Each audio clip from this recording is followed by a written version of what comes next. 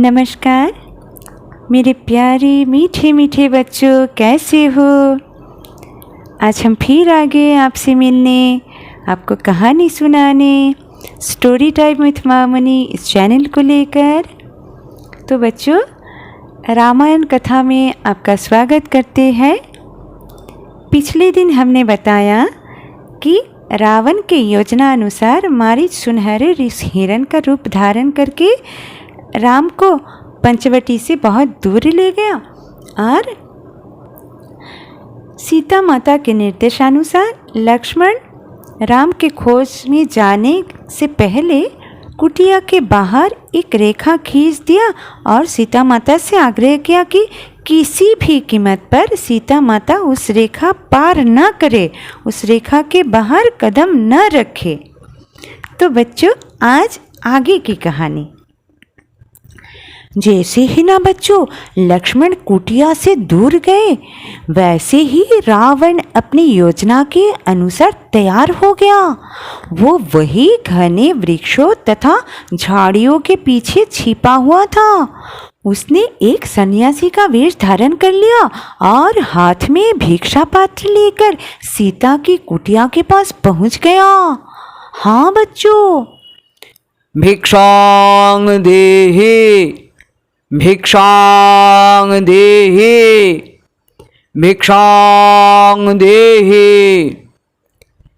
रावण ने सीता की कुटिया के बाहर खड़े होकर भिक्षा के लिए आवाज लगाई। ऐसे सन्यासी को भिक्षा देना एक गृहिणी के लिए सौभाग्य की बात होती है। अतः सीता माता एक पात्र में फल और कंदमूल लेकर सन्यासी को भिक्षा देने के लिए दरवाजे पर आई। सीता माता को देखकर जब रावण आगे बढ़ा तो उसे एक झटका सा लगा। हाँ बच्चों, उसने चौंक कर नीचे देखा। जो रेखा लक्ष्मण भैया खींच गए थे उसे पार करना इतना आसान नहीं था। रावण समझ गया ये कोई ऐसा वैसा रेखा नहीं है। अतः रावण ने सीता माता से कहा, मैं एक सन्यासी हूँ, घर की सीमा रेखा से भिक्षा नहीं ले सकता। अगर तुम्हें भिक्षा देनी है तो बाहर निकल कर दो। लक्ष्मण ने सीता को ये रेखा पार करने से मना किया था। अतः सीता माता ने आग्रहपूर्वक बाहर आने से मना करते हुए कहा, प्रभु, मैं इस सीमा रेखा से बाहर नहीं आ सकती, कृपया आप आगे बढ़ने की कृपा करें। तब रावण ने कहा, अपमान, घोर अपमान, मुझे बंधी हुई भिक्षा नहीं चाहिए। तुम एक सन्यासी का अपमान कर रही हो। हाँ। सीता माता सोचने लगी, अगर मैंने सन्यासी की बात ना मानी तो ये खाली हाथ वापस चला जाएगा, ये उचित नहीं होगा। अब मैं क्या करूं, इस रेखा को पार करना भी मना है। ये सोचकर सीता माता ने लक्ष्मण रेखा पार कर ली सन्यासी को भिक्षा देने के लिए। हाँ बच्चों, हाँ। तब लंकाधिपति रावण की आंखें चमक उठी। उसने सीता की कलाई पकड़ ली। अब वो अपने असली वेश में आ चुका था। सीता माता घबरा गई, बोली, कौन हो तुम, कौन हो? फिर थोड़ा संयत होकर बोली, अरे अधर्मी, तुझे राम के बाणों का भी डर नहीं है। तब रावण अट्टहास करने लगा, मैं हूँ रावण, लंकाधिपति रावण। हे सुंदरी, तुम्हारा वन में रहना व्यर्थ है। यहाँ कदम कदम पर कठिनाइयां हैं। तुम मेरे साथ लंका चलो, वहां मेरी रानी बनकर रहना। तब सीता माता ने क्रोधित होकर कहा, रे दुष्ट, दुराचारी, पाखंडी, मैं अपने प्राण त्याग दूंगी, परंतु तेरे साथ कदापि नहीं जाऊंगी। तब रावण बलपूर्वक सीता माता को अपने पुष्पक विमान में लेकर उड़ चला। ऐसी स्थिति में सीता माता रो रो के जोर से चिल्लाने लगी, बचाओ, बचाओ, कोई है, मेरे को बचाओ, बचाओ। भैया लक्ष्मण, आप कहाँ हो? बचाओ, कोई है, बचाओ। तब गिद्धराज जटायु पास के एक पेड़ पर बैठा था। उसने देखा कि रावण सीता का हरण करके ले जा रहा है। ऐसी स्थिति में जटायु ने अपनी तेज चोंच और पंजों से रावण पर आक्रमण कर दिया, लेकिन जटायु के पंख रावण की तलवार के आगे कमजोर पड़ते चले गए। रावण जटायु के पंख काट दिया और जटायु घायल होकर धरती पर गिर पड़ा। जटायु की ऐसी हालत देखकर सीता माता और भी रोने लगी। रावण तो सीता माता को लेकर चला गया और दूसरी ओर हिरण के रूप में मारीच को देखकर राम समझ गए कि उनके साथ छल किया गया है। मारीच उन्हीं की आवाज में चिल्ला रहा था, कुछ गड़बड़ है। खतरे का आभास होते ही राम पंचवटी की ओर दौड़ पड़े। जब रास्ते में उन्हें लक्ष्मण मिले तो राम और भी घबरा गए और लक्ष्मण से पूछा, ओह लक्ष्मण, तुम यहाँ? तब लक्ष्मण ने उन्हें सारी बात बता दी। अब राम का संदेह यकीन में बदल चुका था। तब दोनों पंचवटी की ओर दौड़ने लगे।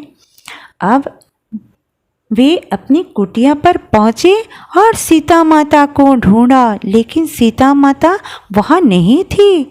उनकी कुटिया खाली पड़ी थी। दोनों भाइयों ने आसपास सीता की खोज की, लेकिन उनका कोई पता न चला। ऐसे में राम की आंखें भर गई। वे दुख के आवेश में पशु पक्षियों, पेड़ पौधों, फूल पत्तों और नदी झरनों सब से सीता के बारे में पूछने लगे।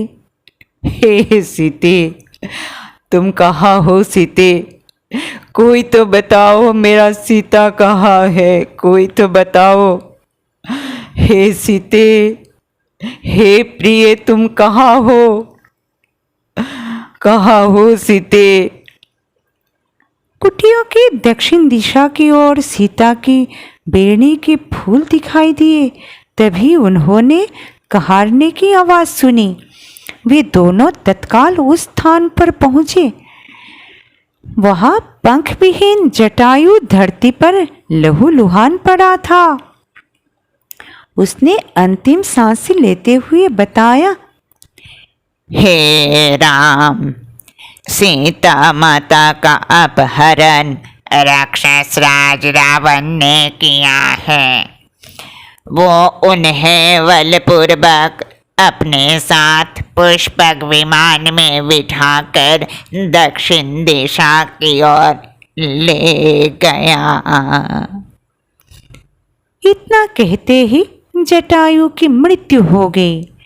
राम ने भाव विभल होकर उसे अपने हाथों में उठा लिया और विधि विधान से उसका अंतिम संस्कार किया। तत्पश्चात दोनों भाई सीता की तलाश में दक्षिण दिशा की ओर चल पड़े। घने जंगल में एक विशालाकाय राक्षस ने उन्हें पकड़ लिया। उसकी एक ही आंख थी। राम और लक्ष्मण ने उसके दोनों हाथ काट दिए। तब वो राक्षस बोला, तुम अवश्य ही राम और लक्ष्मण हो। मेरा नाम कबंध है। श्राप के कारण मुझे राक्षस का शरीर मिला है। हे राम, कृपया मेरे शरीर को अग्नि में जलाकर अंतिम संस्कार कर दो ताकि मैं श्राप से मुक्त हो सकूं। तब राम और लक्ष्मण ने ऐसा ही किया। तभी अग्नि से एक दिव्यात्मा, एक देवता प्रकट हुई और बोली, हे राम, ऋष्यमुख पर्वत पर जाए और सुग्रीव से मित्रता करे। वे सीता को तलाश करने में आपकी मदद करेंगे, लेकिन इसके पहले पंपा सरोवर के पास मतंग आश्रम में अवश्य जाए। वहाँ उनकी शिष्या शबरी आपकी प्रतीक्षा कर रही है। ये कहकर वो दिव्यात्मा अदृश्य हो गई।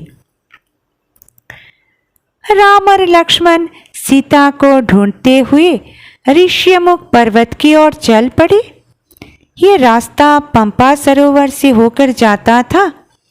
इस दुख की घड़ी में लक्ष्मण अपने भ्राता राम का बहुत ध्यान रखते और उनकी सेवा करते थे। उनके पास सीता की खोज के लिए कोई सुराग नहीं था, फिर भी वे आगे बढ़ते चले जा रहे थे। पंपा सरोवर के आसपास बहुत से आश्रम थे। सरोवर के बिल्कुल निकट वाला आश्रम मतंग ऋषि का था। कुटिया में मतंग ऋषि की भीलनी शिष्या शबरी माता रहती थी, बुढ़िया। ऋषि ने शबरी माता को राम के आने के और उनसे मिलने के बारे में बताया था, इसलिए वो श्री राम के दर्शनों की प्रतीक्षा कर रही थी कई वर्षों से व्याकुल होकर। राम जब आश्रम में गए तब प्रभु को सामने देखकर शबरी माता बहुत प्रसन्न हुई। उसने उनकी बड़ी आवभगत की। बोली, हे प्रभु, मैं आज धन्य हो गई। मैं आज धन्य हो गई प्रभु। आपका दर्शन करके मैं आज धन्य हो गई प्रभु। कृपया आसन ग्रहण कीजिए और सेवा का अवसर दीजिए प्रभु। उनके लिए वो पास के पेड़ से थोड़ी बेर ले आई। बेरों को पत्ते पर रखे और चख चख कर मीठे बेर राम को खाने के लिए दिए। भक्ति भाव से बड़ी ही सरल थी शबरी माता। इस भक्तिभाव से देने के कारण राम ने उन्हें बहुत स्वाद से खाने लगे। लेकिन लक्ष्मण ने झूठे बेरों को नहीं खाया।